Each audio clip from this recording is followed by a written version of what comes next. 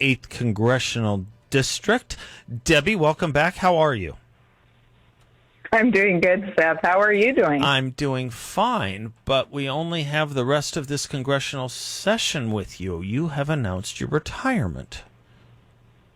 Yeah, I miss my family because we're here in Washington, D.C., as I am now, usually at least 3 weeks out of every month.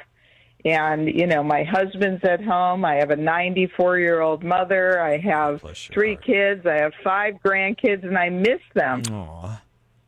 Well, we're going to miss you, too. It doesn't mean you can't still check in with us, though, and give us your insights from the distance. Sometimes you see things more clearly from the distance than when you're out, We have a good bench of former congresspeople that check in with us, too, Debbie. So I would love to. Yeah. So is it appropriate to congratulate you on your service and a retirement announcement? If it's appropriate, we do so. If it isn't, I'll call it back. But anyway. No, that's great. No, I think it's great. And, it's really an honor to serve in Congress. It's just by the time that I'm done, I'll be serving through the end of next year. Yeah. It will be almost 7 years that I've been there, and that's long enough. Well, I remember it's long when you enough were, yeah, I remember for me to come home. That's a nice citizen servant's attitude, Do your work and come home, like George Washington, Say, I've done my part and let's move on.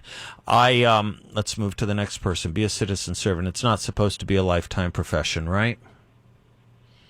Well, I don't understand why some people stay here till they literally die. Yeah, I mean, they die while they're in Congress, and that was never going to be me. I was originally going to run, again this time, and then call it quits after the next time. But I moved it up. You've done a lot of public service, even your work in the legislature. I remember when you were in the state legislature and I was doing some domestic stuff here in Arizona, I would go to all these different, LD and other kind of public interest group type meetings. And whenever someone was talking about legislation that was important to them on the side of the angels, they would say yes. And Debbie Lesko is carrying it for us. Your name just comes up again and again and again, and did again and again and again, even when you were at the state legislature. So anyway, just, from our audience to you, thank you for your service. We'll visit, obviously, several times, before you leave, but it's the first time we've spoken please since. Do. You bet. But it's the first time we've spoken since you announced your retirement.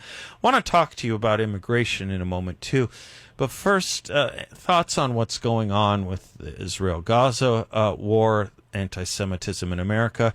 You voted rightly to to not table the motion to censure Rashida Tlaib today. It looks like it failed. However, this is sick. I got to tell you, that's my personal view. I think this stuff is sick, Debbie.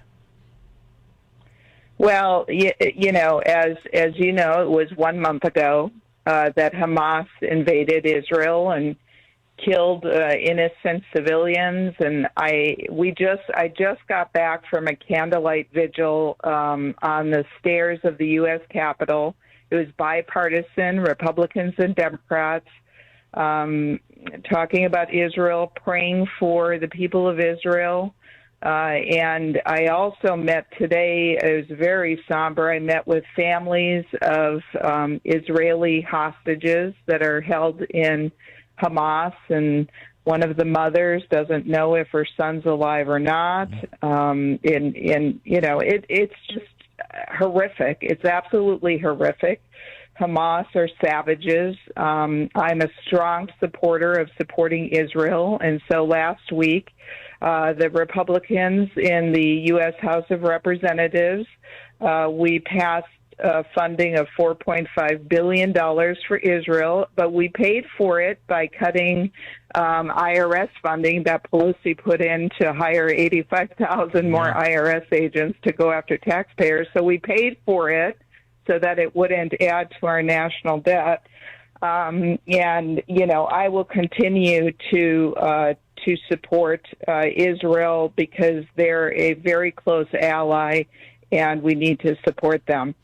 The resolution censoring Rashida Tlaib, that was the the tabling of the motion failed, but that means we're going to vote on it. That means we're going to vote on the motion. Oh, it does go forward. Oh, I misread. I read it the opposite way. Okay, great. And you did pick up some Republicans from last time who didn't support going forward on this, so that's good. Okay, good. That brings good news on an otherwise cloudy day, although it's hard to say this is good news. The idea that we have a member of Congress who spouts off and brays such hateful, spiteful things is unfortunate, but it's the right thing to go on the record to censure her. So thank you for all that, Debbie. Thank you very much for all that. Of course. Talk to me about immigration. Still, I mean, there's a connection, too. I mean, we're very worried, obviously. We should be very worried, should be very concerned about the problem at the border in and of itself.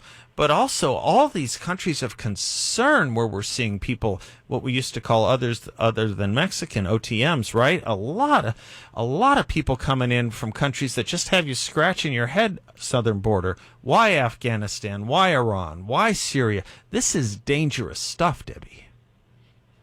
This is very dangerous. And, Biden is causing a national security crisis. In fiscal year 23, which just ended, there were 2.5 million crossings across our southwest border. That doesn't even include the gotaways, the ones that they saw on cameras or sensors. Do you know that's the population of Chicago? Right. So the whole population of Chicago crossed. There was that many crossings just the last fiscal year, and compare that to under Trump. So in fiscal year 20, there was 450,000 crossings. Now under Biden, 2.5 million.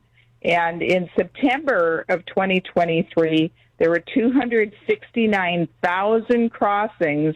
That is more than the population of Glendale, Arizona in 1 month. In 1 month. Okay? Yeah, 1 month. And compare that to under Trump, there was 58,000 crossings. So since Biden has been in office, he has this open border policy. They're not vetting the people. We have ISIS folks that we know have come across the border. We have 169 people that they caught on the terrorist watch list. We have thousands crossing our border from countries of interest like the ones you just mentioned. And quite frankly, I am very concerned that they're going to harm Americans. Mm-hmm. Mm-hmm. We don't know who's in our country. This is just outrageous. Of course, it's hard to do when you only have much about it, when you only have the House of Representatives. But there is some things you can do. There are some things you can do, and you can pass. Go ahead. Yeah, you've been working on some good legislation on this. Yeah, we passed. The bill number is HR 2. Right.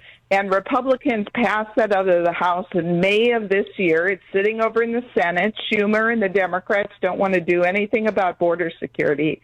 Now, the new plan, and hopefully it gets the votes from Republicans, is that Biden and the Democrats want Ukraine funding, and quite frankly, a number of a number of Republicans want Ukraine funding too.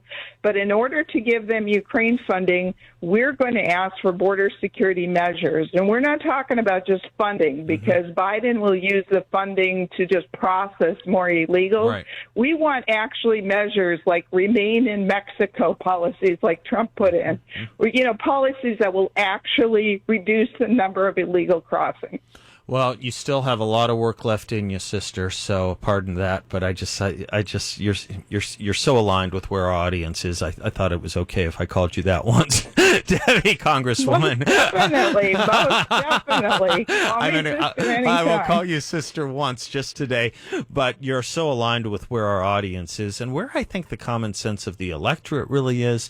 And, I just want to thank you, obviously, for your service. This won't be your last visit with us before you go, but it is your first visit with us since you announced your retirement. So it was good to get you on air and just thank you for all your great service, Debbie Lesko. Well, thank you for everything you do, Seth. And I'm not going away. Good. So I'm here in Congress, and then I'm going to stay involved. Good. God bless you. God bless you, Debbie Lesko. All right. All right. I'll talk to you soon. You betcha. I'm Seth Leibsohn.